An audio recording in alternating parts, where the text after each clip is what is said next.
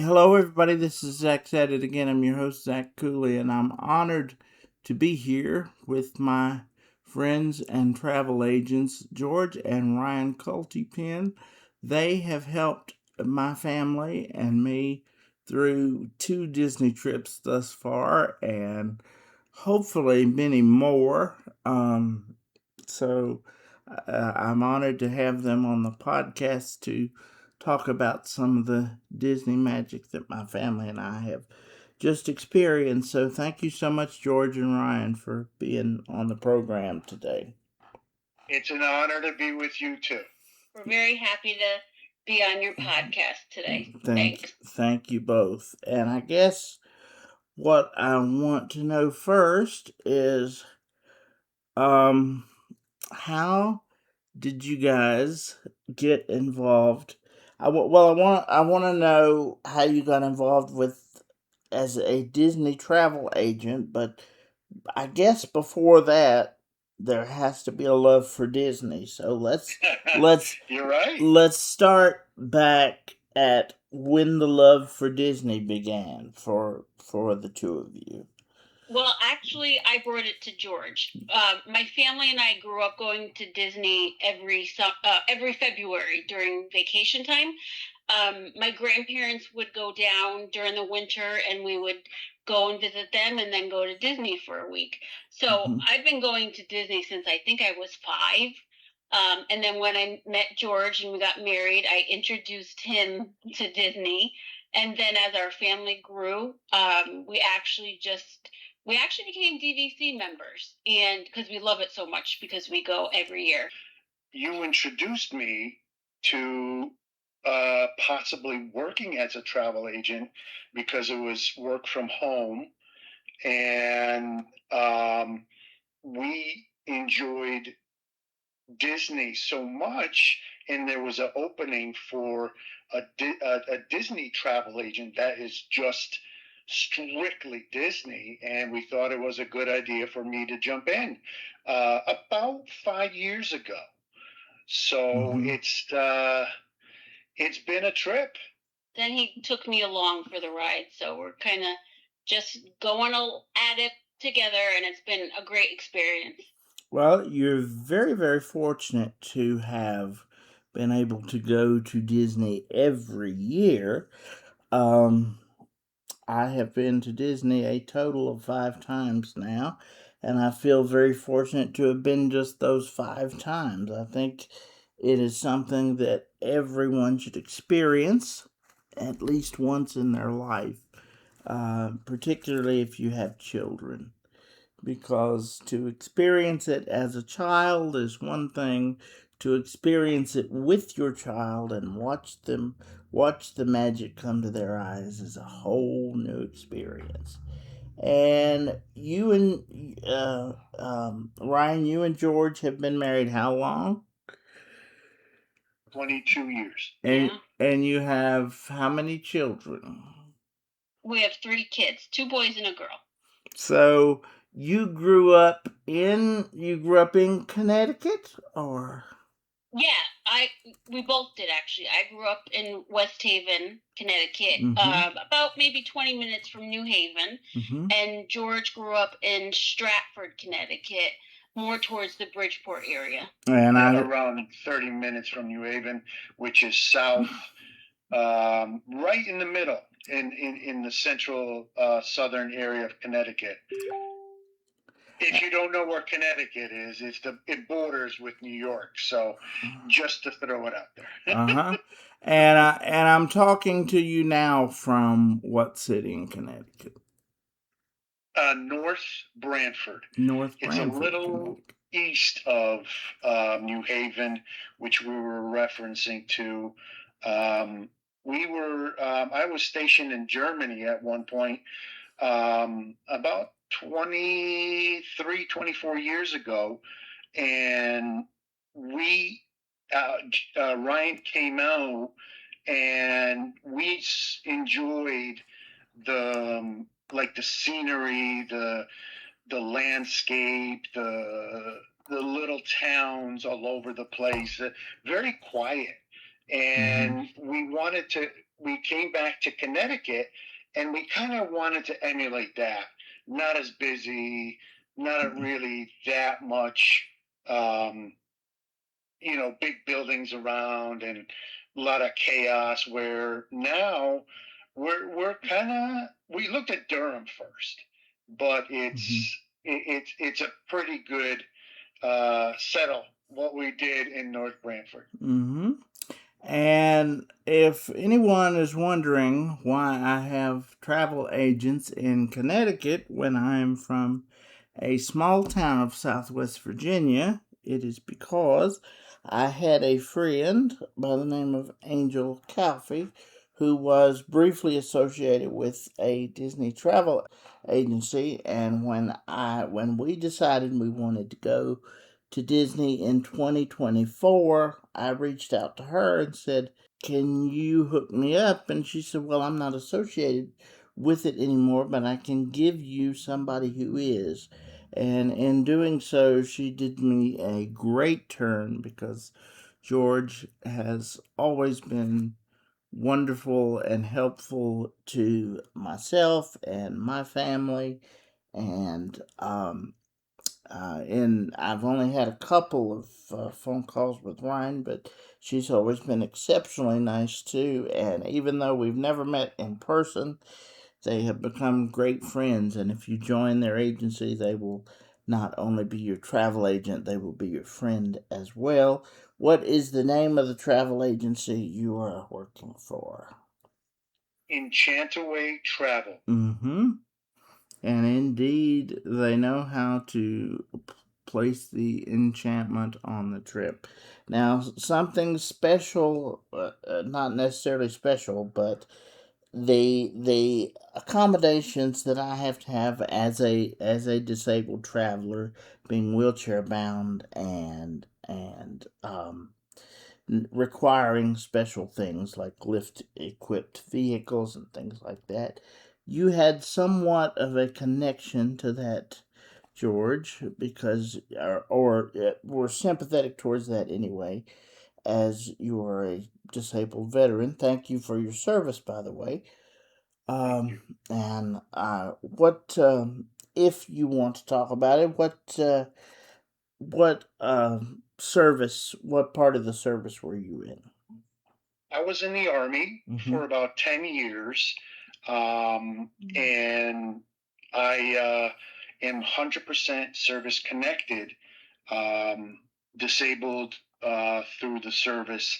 And it's been a journey, but Mm-hmm. I was also deployed in Iraq, and um, just have had a hard time afterwards, and that's led me to getting that disability and better understanding, kind of not all disabilities, but Sure. kind of understanding what might help people with disabilities in Disney and other places to accommodate different scenarios.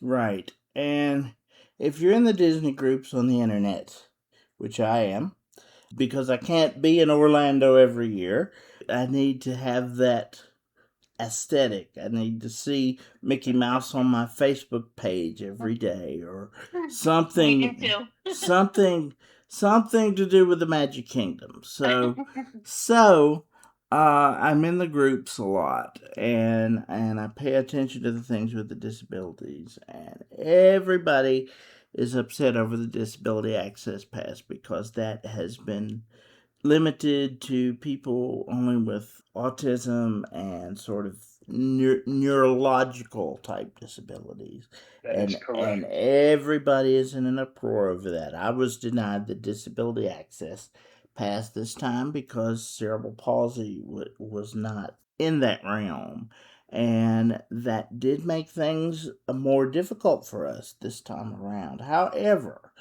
even with those changes made, I believe the initial principle and what Walt Disney built as far as Disneyland and Disney World, which you unfortunately never got to see, he built those places, I think. Well, he built them for everyone, obviously, but I think he had, especially in mind, people that do not get maybe the magical things in life that everyday people do. He wanted those people especially to come to Disney World and Disneyland and get the magical treatment. Do you agree with that, George? I agree with the fact that Disney wanted everyone Mm.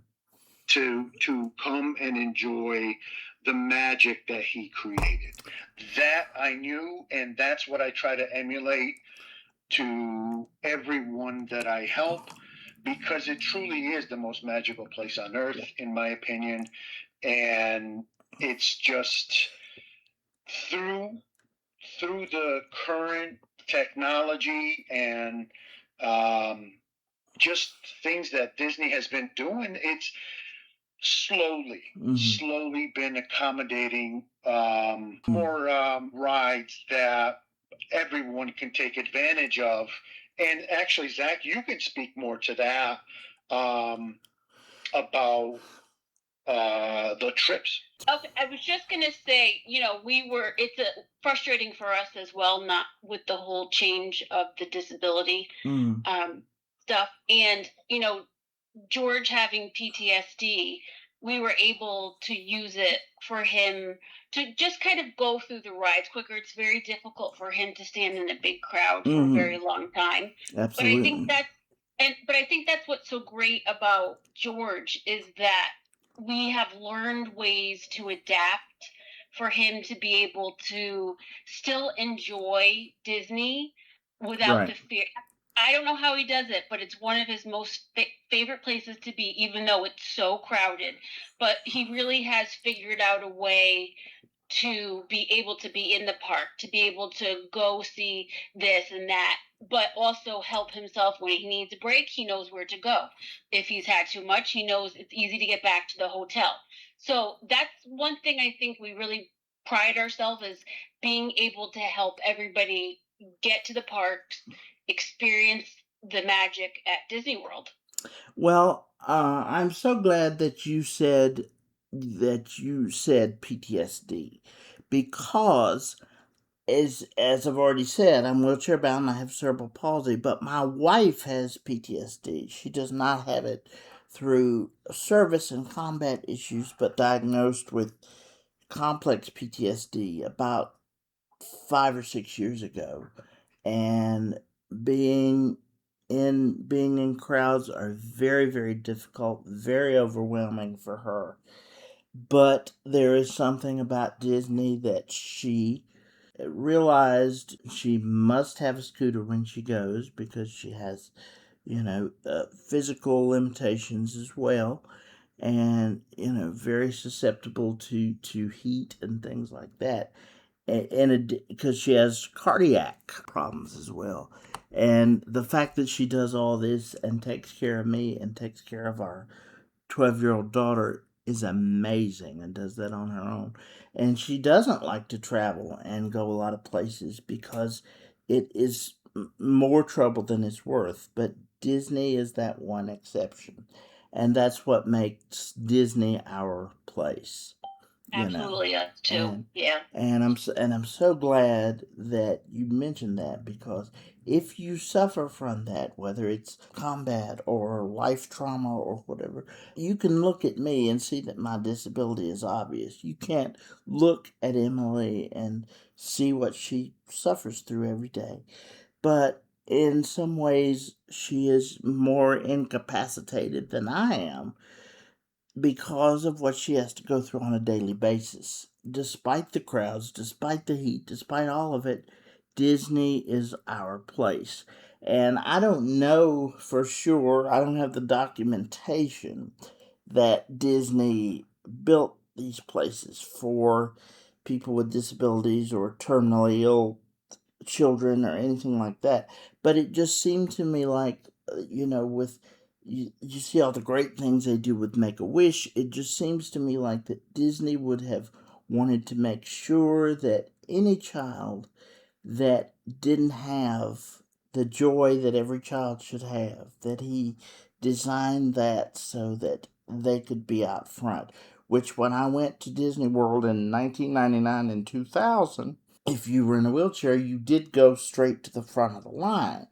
But I was also witnessing people who do not have disabilities and who were blatantly abusing and renting wheelchairs so they could cut line, and that's why, unfortunately, those cuts have been made, because of how other people are abusing them.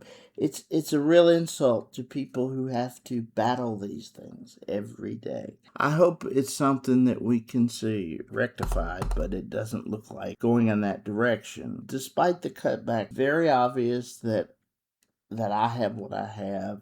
The cast members are typically very, very nice and say, you can just wait here and we'll let you in the next round, or if you can't do this right, how about going to the show over here? There's enough to keep anybody busy for a week or however long you're there. And it doesn't matter how long you're there, you can't do it all because it keeps changing. Every time you come back, there's something new or something that's renovated, or it's always going to be new and fresh. And for me, even if I did the same things every time, it wouldn't matter to me, because I have favorite things that I don't want to see changed. But the mind of Disney and the brilliance of Disney, he had blueprints of things that were never realized that are still being evolved today, like Animal Kingdom and all. The man was a genius in no uncertain terms. Right, right. So I guess I should ask now, George, what are your favorite parts of Disney? I know you're a big fan of Animal Kingdom Lodge and Animal Kingdom. Right on, Yeah, right on, Zach. That's my go-to park. I yeah. mean, who doesn't like Magic Kingdom, except for the fact that it's busy, very crowded occasionally and stuff. Mm-hmm. But my heart is in Animal Kingdom. My heart is in the Animal Kingdom lodges, the resorts, because right outside your balcony you can see animals walking around when you're relaxing, when you're in your room, not at the parks. But honestly, the biggest thing that I like to tell people is I like to promote beach club and yacht club, because they have the number one pool, and I just can't get enough of it. There's a lazy river. There's a lot of things for the kiddos to do.